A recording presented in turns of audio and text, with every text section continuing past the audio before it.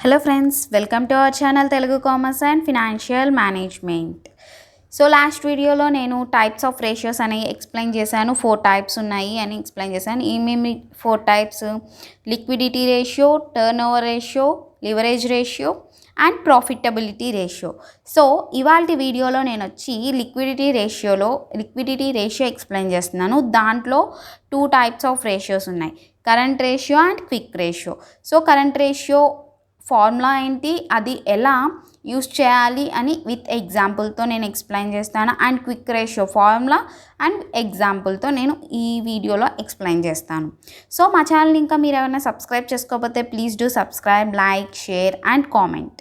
So ఇంకా వీడియోలోకి వెళ్ళిపోదాం. లిక్విడిటీ రేషియోలో 2 టైప్స్ ఉంటాయి, current ratio and quick ratio. అసలు కరెంట్ రేషియో అంటే ఏంటి? This ratio is also known as working capital ratio. So working capital ratio అని కూడా అంటారు. And is used for determining the short term financial positions of the firm. అంటే ఈ ratio వల్ల మనకి షార్ట్ టర్మ్ ఫినాన్షియల్ పొజిషన్ ఎలా ఉంది అంటే ఓవరాల్గా ఫామ్లో ఉన్న ఫినాన్షియల్ పొజిషన్ మనకి తెలియకపోవచ్చు.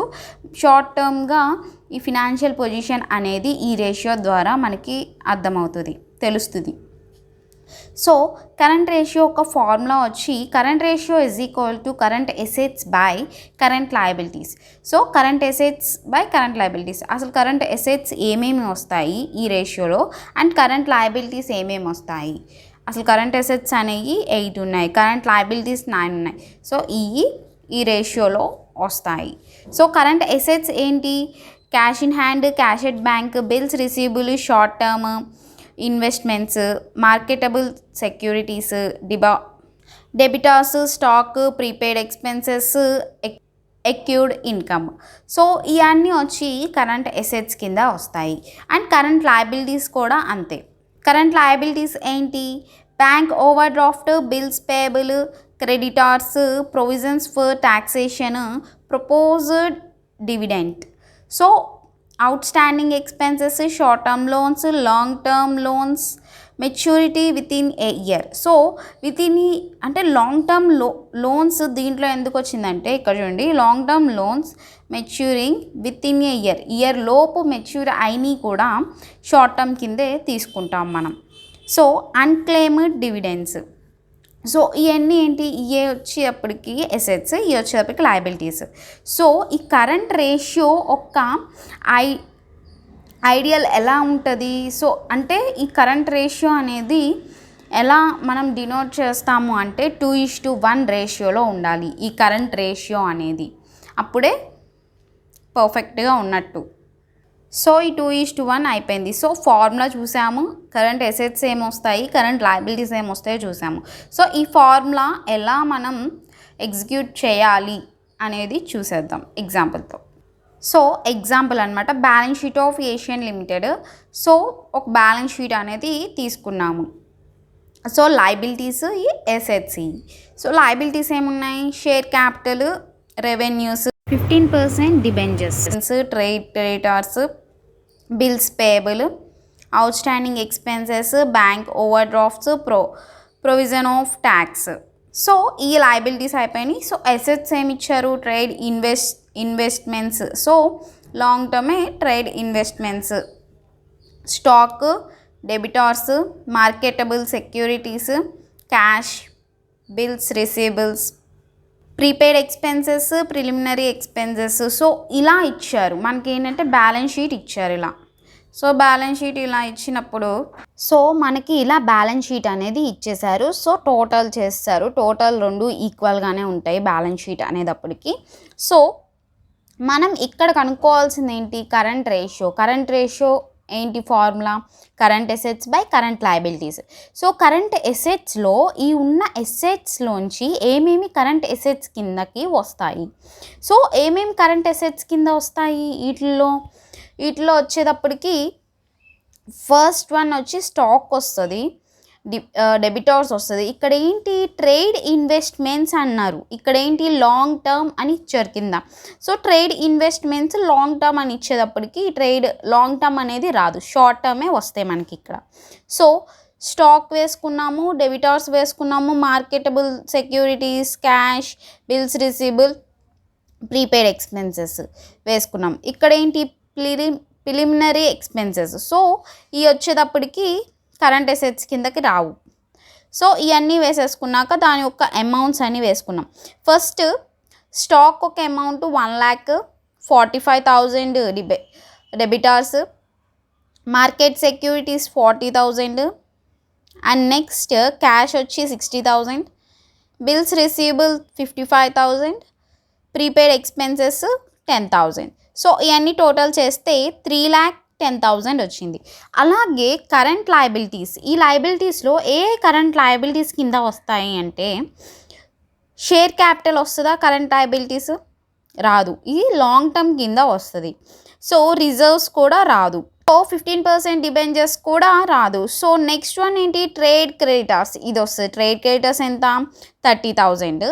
అండ్ నెక్స్ట్ బిల్స్ పేయబుల్ వచ్చి 40,000, out standing expenses 15,000, bank over draft 20,000 and provision for tax 25,000. So ఈ ట్రేడ్ క్రెడిటర్స్ నుంచి అన్నీ వస్తాయి. ఈ టోటల్ చేసేస్తే టోటల్ ఎంత వచ్చింది?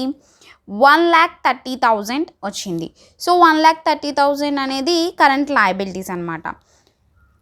సో అలాగే కరెంట్ రేషియో వచ్చి కరెంట్ అసెట్స్ ఎంత? 3,10,000 బై కరెంట్ లయబిలిటీస్ 1,30,000 వేసేస్తే 2.38 వచ్చింది. అంటే ఏంటి? 2:2. సో వచ్చేటప్పటికి 2.38 వచ్చింది. అంటే మనం అనుకుంది ఏంటి? Current ratio is equals to 2:1 ఆ రేషియోలో ఉండాలి అనుకున్నాము. ఇది కరెక్ట్గానే ఉంది కదా, 2.38:1 ఆ రేషియోలో వచ్చింది. సో కరెంట్ రేషియో గురించి ఎగ్జాంపుల్ అండ్ ఫార్ములాతో చూసేసాం. అండ్ నెక్స్ట్ లిక్విడ్ రేషియోలో ఉంది quick ratio. So next one వచ్చి quick ratio. So quick ratio కూడా మనకి ఏమి డిటర్మైన్ చేసిద్దంటే short term solvency of the firm. Short terms గురించే మనం క్విక్ రేషియోలో కూడా, అంటే లిక్విడిటీ రేషియో అంటేనే మనం షార్ట్ టర్మ్స్ తీసుకుంటాం ఫామ్లో, షార్ట్ టర్మ్స్. సో ఈ క్విక్ రేషియో అనేది దేని మధ్య రిలేషన్షిప్ ఉంటుందంటే క్విక్ అసెట్స్కి అండ్ క్విక్ లయబిలిటీస్కి. అంటే ఏంటి? క్విక్ అసెట్స్కి అండ్ కరెంట్ లయబిలిటీస్కి సో రిలేషన్షిప్ ఉంటుంది. ఒక ఫార్ములా ఏంటి? Quick ratio is equals to quick assets by quick liabilities or quick assets by current liabilities. So quick assets అంటే ఏమేంటి వస్తాయంటే current assets minus stock plus prepaid expenses. So quick assets అంటే current assets minus stock plus prepaid expenses. అలాగే quick liabilities అంటే current liabilities minus bank overdraft. OD అంటే bank overdraft plus cash credit. So current liabilities minus bank overdraft plus cash credit అనమాట. So quick assets అంటే ఇది, quick liabilities అంటే ఇది. So example చూసేద్దాం అసలు quick assets quick liabilities ఎలా ఫార్ములాలో apply చేయాలి అనేది. సో ఎగ్జాంపుల్ ఏంటంటే ఇలా ఇచ్చాము, అంటే లయబిలిటీస్ అసెట్స్ అంటే ఇది balance sheet. Liabilities one side, assets one side. Balance sheet ఇలాగే ఉంటుంది కాబట్టి టోటల్ అనేది ఈక్వల్గా ఉందా లేదా చూసుకోండి క్వశ్చన్లోనే. ఈక్వల్గా లేకపోతే అది రాంగ్ అని. సో ఈక్వల్గా ఉండాలి బ్యాలెన్స్ షీట్ ఇచ్చినప్పుడు. సో బ్యాలెన్స్ షీట్లో లయబిలిటీస్ ఏమి ఇచ్చారు? Debentures 4 lakhs, bank loan 1,50,000, sundry creditors 20,000, bills payable 10,000, creditors for expenses 1 lakh, bank overdraft 1 lakh. So liabilities అనేవి ఇవి. So next one assets. Assets ఏంటి? Stock in trade, sundry debitors. So stock in trade ఎన్ని ఇచ్చారు? 2,50,000, sundry debitors 1 lakh, cash in hand 90,000, cash at bank 1,10,000, short term investment 1,50,000, prepaid insurance 5,000, bills receivable 1,90,000. So ఈ assets ఈ liabilities ఇచ్చారు. So ఇప్పుడు formula ఏంటి? Quick ratio is equals to quick assets by quick liabilities. So quick assets ఏంటి? Current assets. Current assets ఎన్ని ఉన్నాయి? So ఇవన్నీ current assets కిందకే వచ్చేస్తాయి. ట్రేడ్, స్టాక్ ఇన్ ట్రేడ్ ఇవన్నీ కరెంట్ అసెట్సేగా. కరెంట్ అసెట్స్ ఏంటి అని డౌట్ వస్తే మీకు ఇందాక చెప్పాను చూడు, కరెంట్ రేషియోలో నేను కరెంట్ అసెట్స్, కరెంట్ లయబిలిటీస్ రాశాను. సో అయ్యే ఇక్కడ కూడా వస్తాయి. కరెంట్ అసెట్స్ అంటే ఏంటి, టోటల్ వచ్చేస్తాయి అనమాట. సో టోటల్ వేసేసాక 7,80,000 మైనస్ ఇన్ బ్రాకెట్స్లో ఏంటి స్టాక్ ఏంటి 2,50,000 plus prepaid expenses. So prepaid expenses ఇక్కడ ఏముంది, ప్రీపెయిడ్ ఇన్సూరెన్స్ ఉంది 5,000. సో వేసేసాం. సో ఈ టోటల్ చేస్తే 5,25,000 వచ్చింది. 5,25,000 క్విక్ అసెట్స్. అలాగే క్విక్ లయబిలిటీస్ వచ్చి కరెంట్ లయబిలిటీస్ ఏమేమి మనం కరెంట్ లయబిలిటీస్ కింద చూపిస్తాము. సో ఇక్కడ కరెంట్ లయబిలిటీస్ అంటే 6,80,000 వేసాము. అండ్ బ్యాంక్ ఓవర్ డ్రాఫ్ట్ వచ్చి 1,00,000 మైనస్ చేసేస్తే 5,80,000. సో ఇది క్విక్ లయబిలిటీస్. సో ఇక్కడ డౌట్ వచ్చిందా, ఇక్కడ అంతా లయబిలిటీస్ అన్నీ కరెంట్ లయబిలిటీస్ కిందకి రాలేదు. మనం ఏం తీసుకోలేదంటే క్రెడిటార్స్ ఫర్ ఎక్స్పెన్సెస్ అనేవి కరెంట్ లయబిలిటీస్లో లేవన్నమాట. సో మిగతా అన్నీ యాడ్ చేసేస్తే 6,80,000 మైనస్ బ్యాంక్ ఓవర్ డ్రాఫ్ట్ కూడా కరెంట్ లయబిలిటీస్ కింద వస్తుంది. బ్యాంక్ ఓవర్ డ్రాఫ్ట్ కూడా యాడ్ చేయాలి. దీంట్లో మనం ఏమి యాడ్ చేయలేదంటే క్రెడిటార్స్ ఫర్ ఎక్స్పెన్సెస్ యాడ్ చేయలేదు. So minus bank over draft తీసేస్తే 5,80,000 అనేది వచ్చింది. So quick ratio is equals to quick assets by quick liabilities. Quick assets వచ్చి 5,25,000 బై 5,80,000 వేస్తే 0.90 అనేది కరెంట్ రేషియో. సో ఈ వీడియో కింద ఫ్రెండ్స్ మీకు నచ్చినట్టయితే లైక్ చేయండి, షేర్ చేయండి అండ్ సబ్స్క్రైబ్ చేయండి. మీ ఫ్రెండ్స్కి కూడా షేర్ చేయండి.